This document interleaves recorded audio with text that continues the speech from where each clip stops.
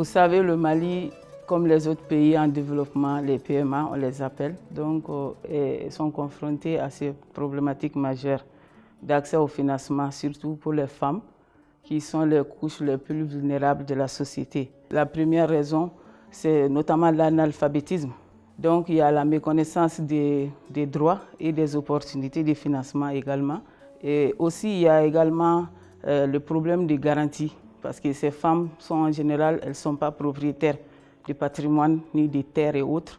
Et également, il y a des pesanteurs culturelles et sociologiques et religieuses souvent. Il y a des parties au niveau local où les prêts sont interdits, avec les taux de garantie, les taux d'intérêt sont prohibés, etc. Depuis 2019, UNCDF, en accord avec les autres agences, le PNUD de ONU Femmes, ont développé une approche qui s'appelle ILD, qui c'est un programme de financement de l'autonomisation économique des femmes au niveau local dans la région de Mopti. Le choix de Mopti se justifie d'abord par le fait que le PNUD et UNCDF ont une longue tradition de collaboration et de mise en œuvre de programmes dans cette région. Donc il y a un certain nombre d'acquis qu'il faut préserver mais aussi qu'il faut consolider. Aussi, ça se justifie aussi par le contexte que la région de Mopti a connu ces dernières années, contexte marqué par une crise sécuritaire ou avec une recrudescence des conflits communautaires et aggravant ainsi la vulnérabilité des populations, notamment des femmes, vulnérabilité qui avait été déjà entamée par plusieurs facteurs, notamment les effets néfastes des changements climatiques. Donc toutes ces raisons justifient en tout cas le choix de Mopti pour la mise en œuvre de ce programme. Oui, on a particulièrement apprécié la synergie d'action, d'autant plus que les trois agences qui à l'origine sont même à la base du concept AILD ont travaillé de commun accord et puis main dans la main. Chaque agence donc, a apporté sa contribution et notamment en mettant en avant sa valeur ajoutée. Le PNUD par rapport à tous les aspects de résilience, en tout cas d'appui à la résilience des communautés vulnérables, et notamment des femmes. ONU Femmes par rapport à la prise en charge et à la promotion du genre. Et UNCDF par rapport à la mise en place d'instruments innovants de financement du secteur privé, donc à l'endroit des femmes. À cet effet, on a mis en place des subventions et des prêts pour aider ces groupes de femmes et de PME à avoir un accès au financement pour développer leurs activités économiques porteurs. Une ligne de crédit de 300 000 $ a été mise en place. Et pour garantir ces financements, UNCDF a préféré un taux assez réduit de 5% et que ce taux permet aux femmes d'avoir des financements entre 30 000 et 40 000 $. Cette ligne de crédit est au niveau de la BDM. Donc, parallèlement, UNCDF a octroyé aux PME des enveloppes de financement à hauteur de 100 000 à 150 000 $ entre les ONG, les PME et même un appui institutionnel à l'API Mali. Donc, il y a une combinaison du secteur privé et du secteur public et d'une façon mixte avec ces deux outils qui sont les subventions et les prêts, tout en garantissant ce prêt au niveau de la banque. Dans le cadre de ce projet, nous avions comme objectif la formalisation de 400 entreprises féminines. En termes d'impact, là aussi, nous avions un objectif de 400 et nous sommes là aussi vraiment fiers d'annoncer qu'au bout du processus, c'est plus de 700 femmes qui auront été impactées, 703 femmes exactement.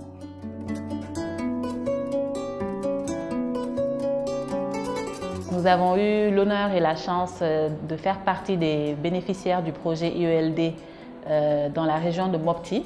Ce projet donc, qui a commencé au mois de février 2020 et qui se poursuit toujours, a pu nous accorder un financement, une subvention de 105 000 $, donc environ 62 millions de francs CFA. Ne nafa dɔ sɔrɔ parce que an ye formation kɛ ne bɛ se ka fɛn caman kɛ ni n yɛrɛ maya mɔgɔw ka nin baara nin na n bɛ n ka besoin caman sɔrɔ a la n ka fɛnmisɛnninw ani n denw ka fɛnmisɛnninw ne b'a bɛɛ sɔrɔ mayaw ka nin baara nin na. Sur le plan logistique aussi, c'est un projet qui nous a beaucoup apporté parce qu'on a pu avoir des voitures de livraison ainsi que des tricycliques ainsi que des motos qu'on utilise pour nos activités au quotidien. Et en termes techniques au sein de l'entreprise, c'est un projet qui nous a appuyé techniquement avec l'achat de plusieurs nouveaux équipements. On a actuellement une ligne complète pour la fabrication des tisanes. Je pense que l'impact de ce projet a été très positif. Au départ, quand on a commencé le projet, Maya employait 10 femmes à temps plein. Avec le projet, on a pu atteindre donc 20 femmes à temps plein et 4 femmes à temps partiel. Donc on a presque doublé notre effectif de femmes. La collaboration s'est très bien passée avec les femmes basées à Mopti. Nous, on est vraiment fiers, on est ravis d'avoir pu mener ces projets-là, d'avoir pu accompagner 2500 femmes et d'avoir aujourd'hui 2 coopératives, une basée à Somadougou et l'autre à Mopti. Il a contribué vraiment à l'autonomisation économique de notre PME, qui est la femme rurale. Dans quel domaine? Dans la production de la matière première. Avec ce projet, nous avons pu avoir de la matière première de qualité et disponible. Et pourquoi la matière première de qualité? Parce que le projet a formé les femmes dans la production de leurs différents produits qui sont notre matière première ici à l'unité, c'est-à-dire le poisson. Ça a été fructueux la collaboration et surtout ça a été une collaboration gagnant-gagnant. Elles gagnent, je gagne. Elles savent suivre des formations en ligne, elles savent vendre avec les groupes sur les Facebook, sur les réseaux sociaux, elles peuvent vendre leurs produits. Et surtout, elles maîtrisent l'hygiène qualité aujourd'hui, à tous les niveaux, au niveau corporel comme au niveau de leur production. Parce que yani demain kana kilo tanjega ambi do de la tile mais c'est ça dime dilemba ma anye kilo ambi seka kilo bisaba wusu tile kon ayef chamba de yele manga tinyala tigala sabi ni kungo sera ma amima ambi dobanga coopérative de warla ka demenai an kun bi jɛgɛ sɔrɔ hala wari k'a san a kun t'anw bolo an bi taa jɛgɛ juru ta ka boli n'a ye dibiw t'an bolo bila yɔrɔw t'an bolo coopérative nana ka yɔrɔ d'an ma yɔrɔ min n'an ye jɛgɛ sɔrɔ an bi tilen n'a ye ka taa wusu ye o ye fɔlɔ ye wa dibi b'an yɛrɛ tɔgɔ la tuma o tuma n'an ye jɛgɛ sɔrɔ an bɛ se ka wuli k'a baara sanfɛ an kɔni ye min y'a la ye fɔlɔ in na kun ka kan ka 100 sɔrɔ bi a bonyana a taara fo 300 ɲɔgɔn bɛ 400.